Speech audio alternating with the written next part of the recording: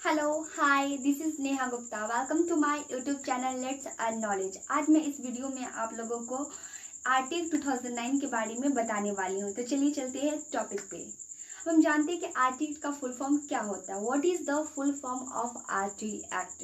The right of children to free and compulsory education. RT act का full form होता है the right of children to free and compulsory education. अब question यहाँ से आते हैं कि आरटी एक्ट कब बन करके तैयार हुआ। तो आरटी एक्ट जो है 2009 में बन करके तैयार हुआ, लेकिन इसे लागू कब से किया गया? तो आरटी एक्ट 2009 को लागू किया गया 1 अप्रैल 2010 से। आरटी एक्ट बन करके तैयार हुआ 2009 में, लेकिन इसे लागू किया गया 1 अप्रैल 2010 से।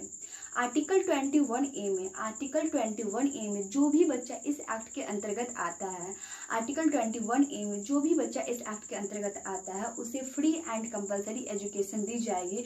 वो इस देश के किसी भी विद्यालय में जाकर के शिक्षा ग्रहण कर सकता है, उसे कोई भी शिक्षा ग्रहण करने से नहीं रोक सकता है।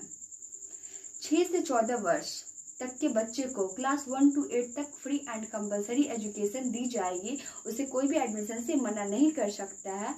सभी बच्चे के लिए एडमिशन कंपलसरी है, वो इस देश के किसी भी विद्यालय में जाकर के शिक्षा ग्रहण कर सकता है। अगर किसी बच्चे के पास डॉक्यूमेंट नहीं भी है एडमिशन के लिए, तो भी हम उसे एडमिशन से मना नहीं कर सकते हैं। आरटी 2009 के अकॉर्डिंग वो बच्चा जो भी 6 से 14 वर्ष का है, जो भी 6 से 14 वर्ष का है, उसे क्लास 1 to 8 तक फ्री एंड कंपलसरी एजुकेशन दिया जाएगा।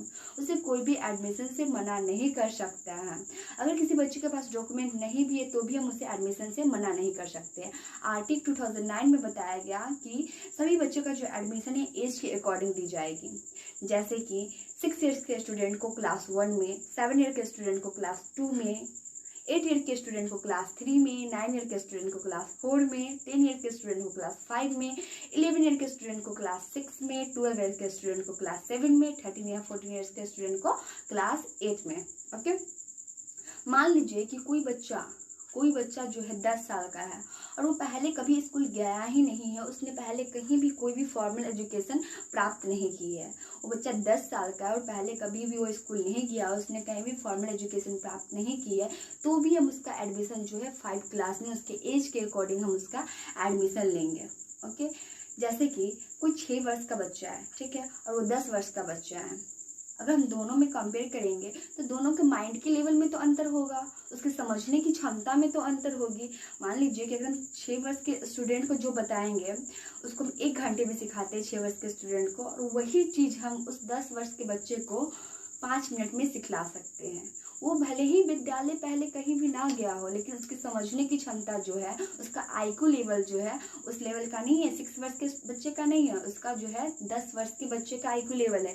इसलिए उसे हम ब्रीज करिकुलम के माध्यम से, सेतु पाठ्यक्रम के माध्यम से उसका जो भी सिलेबस कंटेंट छूटा रह गया उसे हम कंप्लीट करेंगे। ब्रीज करिकुलम में, सेतु पाठ्यक्रम में जो भी बच्चे का जो सिलेबस कंटेंट पीछे रह गया उसमें हम उस बच्चे का वो सिलेबस कंटेंट को कंप्लीट करते हैं। ओके, अब हम यहाँ पे आते हैं कि प्राइमरी लेवल पे वर्किंग डेज कितना होता है, यानी कि क्लास 1 to 5 में वर्किंग डेज कितना होता है। तो क्लास 1 to 5 में वर्किंग डेज जो होता है 200 डेज का होता है, और आवर्स में कितना होता है? तो आवर्स में 800 आवर्स का होता है।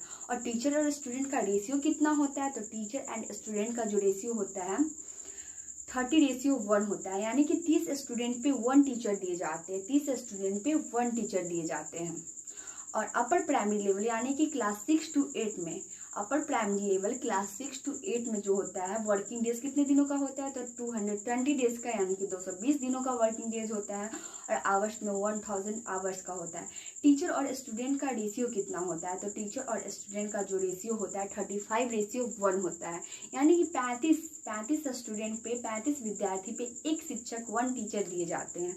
ओके, 1964 से 66 में हमारे देश में एक आयोग आया, कोठारी आयोग, जिसका नाम था कोठारी आयोग, जिसके अध्यक्ष थे दौलत सिंह कोठारी। उन्हीं के नाम पर इस आयोग का नाम पड़ा कोठारी आयोग, जिसमें बताया गया कि बच्चे का जो प्राइमरी विद्यालय है वो बच्चे से 1 किलोमीटर के दायरे पे होने चाहिए, 1 किलोमीटर के दायरे में होने चाहिए, और अपर प्राइमरी विद्यालय जो है बच्चे से 3 किलोमीटर के दायरे में होने चाहिए। ओके, और इसे जो है आरटी एक्ट 2009 में इसे रिपीट किया गया, और उसमें भी बताया गया कि बच्चे का जो प्राइमरी विद्यालय